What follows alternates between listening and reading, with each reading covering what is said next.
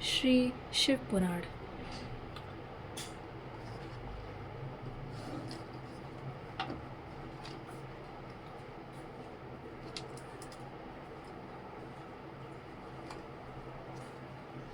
नारद जी का भगवान विष्णु को क्रोध पूर्वक फटकारना और शाप देना, फिर माया के दूर हो जाने पर पश्चाताप पूर्वक भगवान के चरणों में गिरना और शुद्धि का उपाय पूछना तथा भगवान विष्णु का उन्हें समझा बुझाकर शिव का महात्म्य जानने के लिए ब्रह्मा जी के पास जाने का आदेश और शिव के भजन का उपदेश देना।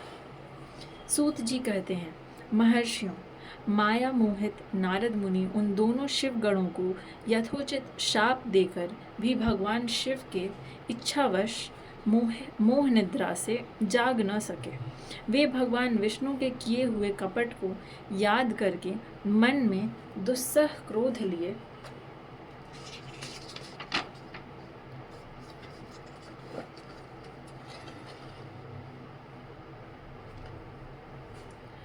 विष्णु लोक को गए और समिधा पाकर प्रज्वलित हुए अग्निदेव की भांति क्रोध से जलते हुए बोले। उनका ज्ञान नष्ट हो गया था, इसलिए वे दुर्वचन पूर्ण व्यंग सुनाने लगे। नारद जी ने कहा, हरे, तुम बड़े दुष्ट हो, कपटी हो, समस्त विश्व को मोह में डाले रहते हो। दूसरों का उत्साह या उत्कर्ष तुमसे सहा नहीं जाता। तुम मायावी हो, तुम्हारा अंतःकरण मलिन है। पूर्व काल में तुम्ही ने मोहिनी रूप धारण करके कपट किया, असुरों को वारुणी मदिरा पिलाई, उन्हें अमृत नहीं पीने दिया। छल कपट में ही अनुराग रखने वाले हरे, यदि महेश्वर रुद्र दया करके विष न पी लेते तो तुम्हारी सारी माया उसी दिन समाप्त हो जाती। विष्णुदेव, कपटपूर्ण चाल तुम्हें अधिक प्रिय है, तुम्हारा स्वभाव अच्छा नहीं है, तो भी भगवान शंकर ने तुम्हें स्वतंत्र बना दिया है। तुम्हारी इस चाल ढाल को समझकर अब वे भगवान शिव भी पश्चाताप करते होंगे। अपनी वाणी रूप वेद की प्रामाणिकता स्थापित करने वाले महादेव जी ने ब्राह्मण को सर्वोपरि बताया है। हरे, इस बात को जानकर आज मैं बलपूर्वक तुम्हें ऐसी सीख दूंगा जिससे तुम फिर कभी कहीं भी ऐसा कर्म नहीं कर सकोगे। अब तक तुम्हें किसी शक्तिशाली या तेजस्वी पुरुष से पाला नहीं पड़ा था, इसलिए आज तक तुम निडर बने हुए हो। परंतु विष्णु, अब तुम्हें अपनी करनी का पूरा पूरा फल मिलेगा। भगवान विष्णु से ऐसा कहकर माया मोहित नारद मुनि अपने ब्रह्म तेज का प्रदर्शन करते हुए क्रोध से खिन्न हो उठे और शाप देते हुए बोले, विष्णु, तुमने स्त्री के लिए मुझे व्याकुल किया है। तुम इसी तरह सबको मोह में डालते रहते हो। यह कपटपूर्ण कार्य करते हो। यह कपटपूर्ण कार्य करते हुए तुमने जिस स्वरूप से मुझे संयुक्त किया था, उसी स्वरूप से तुम मनुष्य हो जाओ और स्त्री के वियोग का दुख भोगो। तुमने जिन वानरों के समान मेरा मुंह बनाया था, वे ही उस समय तुम्हारे सहायक हों। तुम दूसरों को स्त्री विरह का दुख देने वाले हो, अतः स्वयं भी तुम्हें स्त्री के वियोग का दुख प्राप्त हो। अज्ञान से मोहित मनुष्यों के समान तुम्हारी स्थिति हो।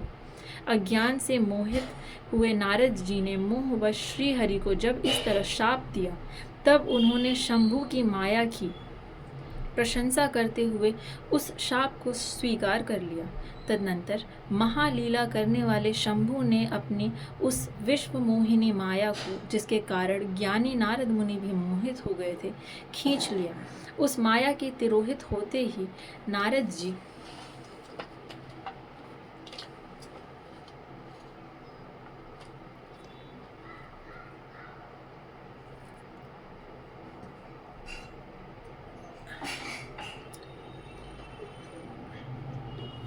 पूर्ववत शुद्ध बुद्धि से युक्त हो गए।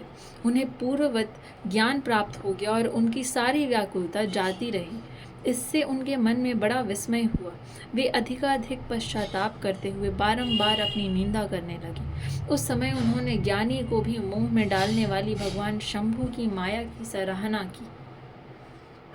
तदनंतर यह जानकर कि माया के कारण ही मैं भ्रम में पड़ गया था, यह सब कुछ मेरा माया जनित भ्रम ही था, वैष्णव शिरोमणि नारद जी भगवान विष्णु के चरणों में गिर पड़े। भगवान श्री हरि ने उन्हें उठाकर खड़ा कर दिया। उस समय अपनी दुर्बुद्धि नष्ट हो जाने के कारण वे यूं बोले, नाथ, माया से मोहित होने के कारण मेरी बुद्धि बिगड़ गई थी, इसलिए मैंने आपके प्रति बहुत दुर्वचन कह दिए, आपको शाप तक दे डाला है। प्रभु, इस शाप को आप मिथ्या कर दीजिए। हाय, मैंने बहुत बड़ा पाप किया है, अब मैं निश्चय ही नरक में पड़ूंगा। हरे, मैं आपका दास हूँ, बताइए मैं क्या उपाय, कौन सा प्रायश्चित करूँ, जिससे मेरा पाप समूह नष्ट हो जाए और मुझे नरक में न गिरना पड़े। ऐसा कहकर शुद्ध बुद्धि वाले मुनि शिरोमणि नारद जी पुनः भक्ति भाव से भगवान विष्णु के चरणों में गिर पड़े। उस समय उन्हें बड़ा पश्चाताप हो रहा था। तब श्री विष्णु ने उन्हें उठाकर मधुर वाणी में कहा। भगवान विष्णु बोले, तात, खेद न करो, तुम मेरे श्रेष्ठ भक्त हो, इसमें संशय नहीं है। मैं तुम्हें एक बात बताता हूँ, सुनो, उससे निश्चय ही तुम्हारा परम हित होगा, तुम्हें नरक में नहीं जाना पड़ेगा, भगवान शिव तुम्हारा कल्याण करेंगे। तुमने मद से मोहित होकर जो भगवान शिव की बात नहीं मानी थी, उसकी अवहेलना कर दी थी, उसी अपराध का भगवान शिव ने तुम्हें ऐसा फल दिया है, क्योंकि वे ही कर्म फल के दाता हैं। तुम अपने मन में यह दृढ़ निश्चय कर लो कि भगवान शिव की इच्छा से ही यह सब कुछ हुआ है। सबके स्वामी परमेश्वर शंकर ही गर्व को दूर करने वाले हैं, वे ही परब्रह्म परमात्मा हैं। उन्हीं का सच्चिदानंद रूप से बोध होता है। वे निर्गुण और निर्विकार हैं। सत्व, रज और तम, इन तीनों गुणों से परे हैं। वे ही अपनी माया को लेकर ब्रह्मा, विष्णु और महेश, इन तीनों रूपों में प्रकट होते हैं। निर्गुण और सगुण भी वे ही हैं। निर्गुण अवस्था में उन्हीं का नाम शिव है। वे ही परमात्मा, महेश्वर, पर ब्रह्म, अविनाशी, अनंत और महादेव आदि नामों से कहे जाते हैं। उन्हीं की सेवा से ब्रह्मा जी जगत के सृष्टा हुए हैं और मैं तीनों लोकों का पालन करता हूँ। वे स्वयं ही रुद्र रूप से सदा सबका संहार करते हैं।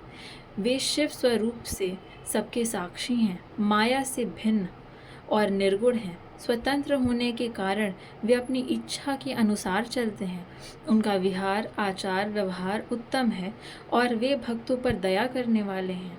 नारद मुनि, मैं तुम्हें एक सुंदर उपाय बताता हूँ, जो सुखद, समस्त पापों का नाशक और सदा भोग एवं मोक्ष देने वाला है। तुम उसे सुनो। अपने सारे संशयों को त्याग कर तुम भगवान शंकर के सुयश का गान करो और सदा अनन्य भाव से शिव के शतनाम स्तोत्र का पाठ करो। मुने, तुम निरंतर उन्हीं की उपासना और उन्हीं का भजन करो, उन्हीं के यश को सुनो और गाओ।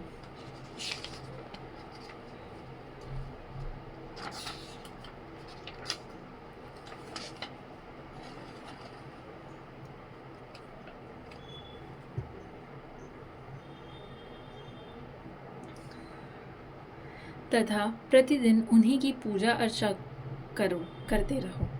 नारद, जो शरीर, मन और वाणी द्वारा भगवान शंकर की उपासना करता है, उसे पंडित या ज्ञानी जानना चाहिए, वह जीवन मुक्त कहलाता है। शिव इस नाम रूपी दावानल से बड़े बड़े पातकों के असंख्य पर्वत अनायास भस्म हो जाते हैं।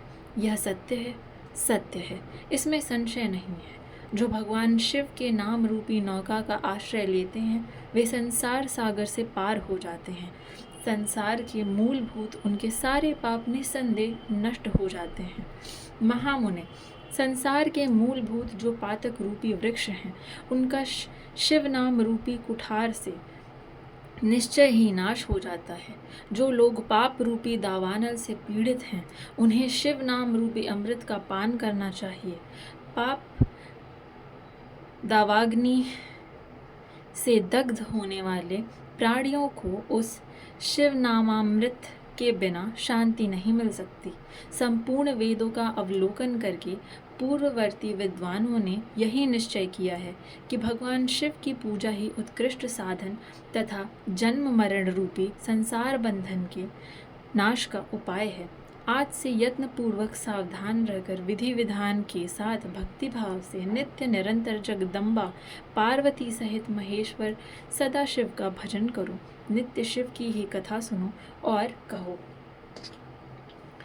तथा अत्यंत यत्न करके बारंबार शिव भक्तों का पूजन किया करो।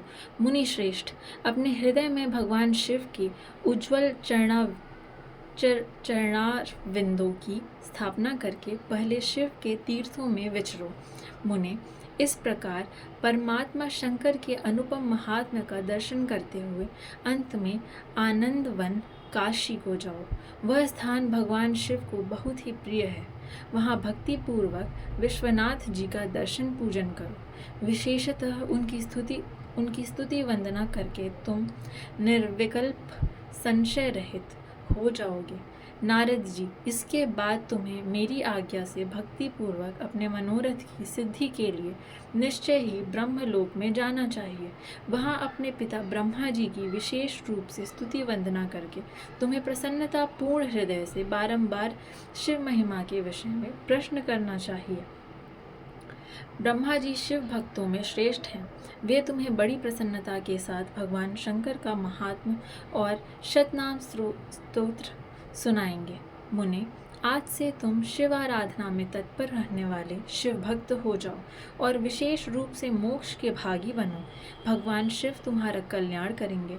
इस प्रकार प्रसन्नचित हुए भगवान विष्णु नारद मुनि को प्रेम पूर्वक उपदेश देकर श्री शिव का स्मरण, वंदन और स्तवन करके वहां से अंतर्ध्यान हो गए। अध्याय समाप्त।